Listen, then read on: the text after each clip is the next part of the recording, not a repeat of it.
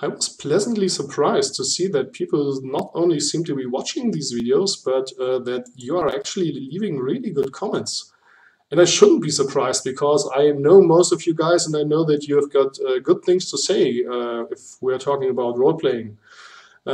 So thank you for that, and everybody who hasn't read the comment section of the first 3 videos, go back and do that. There are some really interesting points there. It was really not surprising that Jody disagreed on a lot of things I said in his video yesterday. If you haven't watched his video, you definitely should. And yeah, I will state that he is completely wrong, especially on the points where he disagreed with me.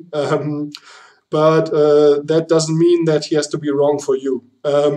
I see where he's coming from, and I still think he has a wrong take, and that works both ways. So yeah, figure it out for yourself.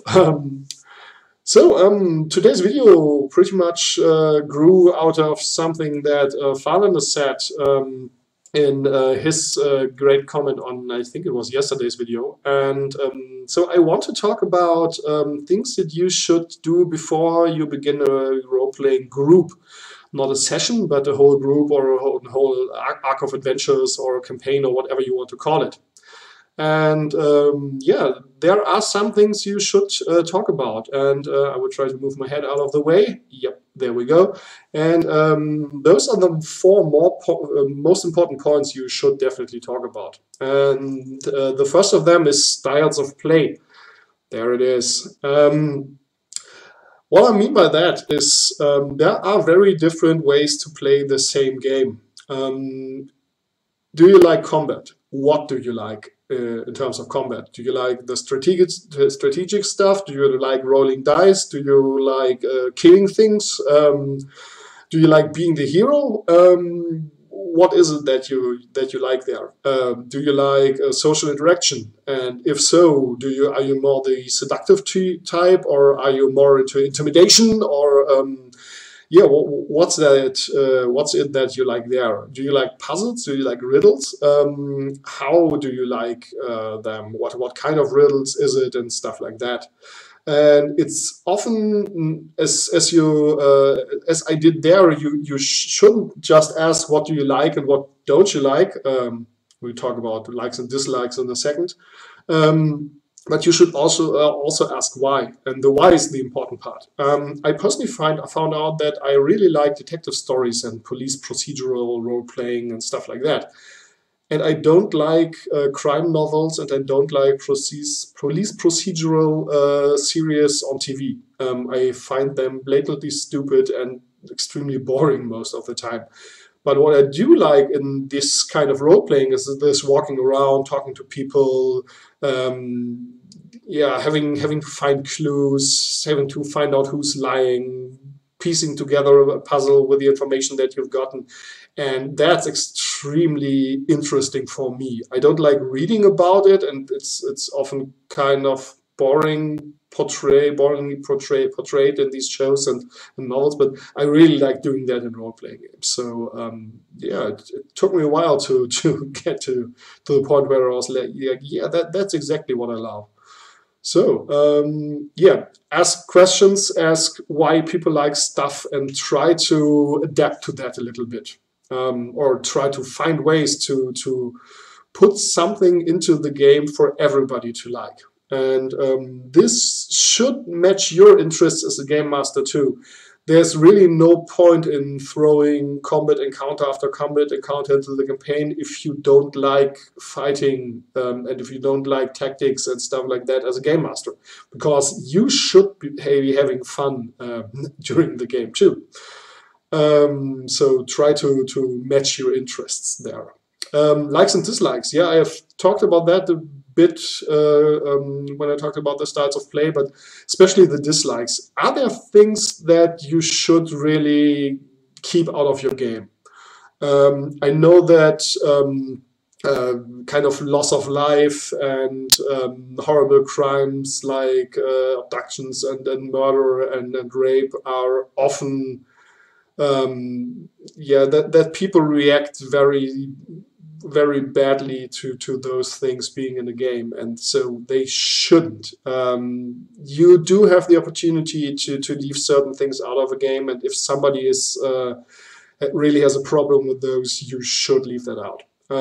I personally have one player who stated right at the beginning, I hate when my characters die and I'm gonna rage quit and table flip and everything.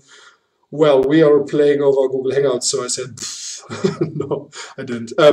I try to make that game in particular less dangerous for the characters and more for the world. So if the characters fail, usually something in the world goes to pieces and not necessarily a character. So if they are fighting a demon, the demon will not kill them. The demon will wound them and leave them unable to fight back, but then go on and destroy something that's important to them.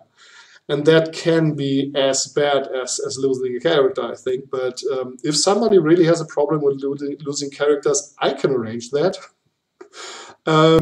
Yeah, characters. I've said the word about 1,000 times by now, and you should really talk about the type of characters that should be in the group for it to work.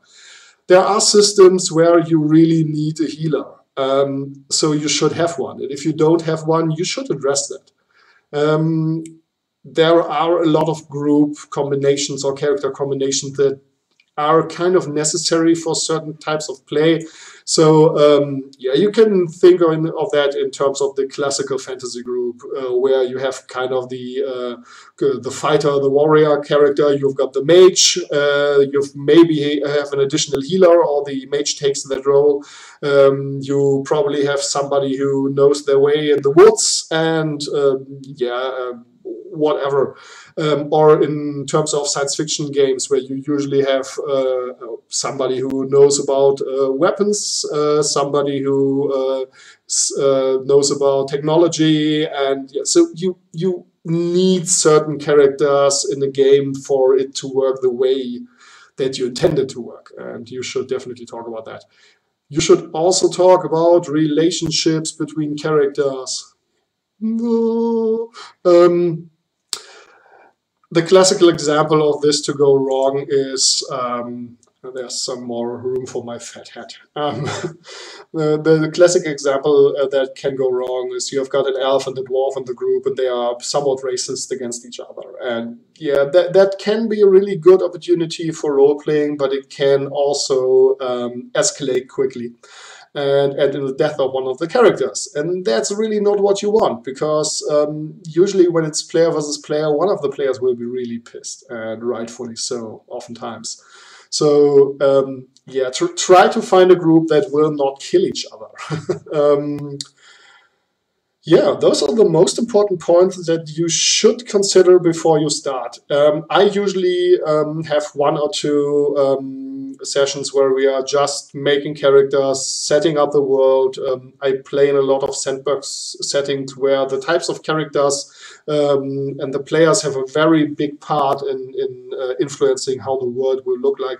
And even if you're playing in a pre-made world that is not subject to change per se, you should definitely talk through these points that I've mentioned and try to find a form of game that everybody will enjoy, and that includes the game master. So, thank you very much for watching. If you want to contact me, you can do that in the comments below, and I'll move over here. But please maybe tag me. I'm plus Daniel Wallace on G+ and YouTube, because I'm not always logged in with the allforgeekalliance account. Actually, I'm only very rarely logged in with that account. So I will not get the notifications if nobody mentions me. And I am going through the comment sections, but that will become difficult once we've got like 10 or 15 of these videos. So if you really want me to see this, please just tag me. If you want to contact me fairly quickly, you can do that on Twitter. We are having a lot of fun there. It's @EvoDanWallace, as you can see there. And for long format discussions, it's always a good idea to come to the Geek and Sundry forums. I'm Daniel_Wallace, I guess, there, and always a little different. Yeah, many of the people who have participated in the comments here are also active on the forums, and we've had some really brilliant discussions over there.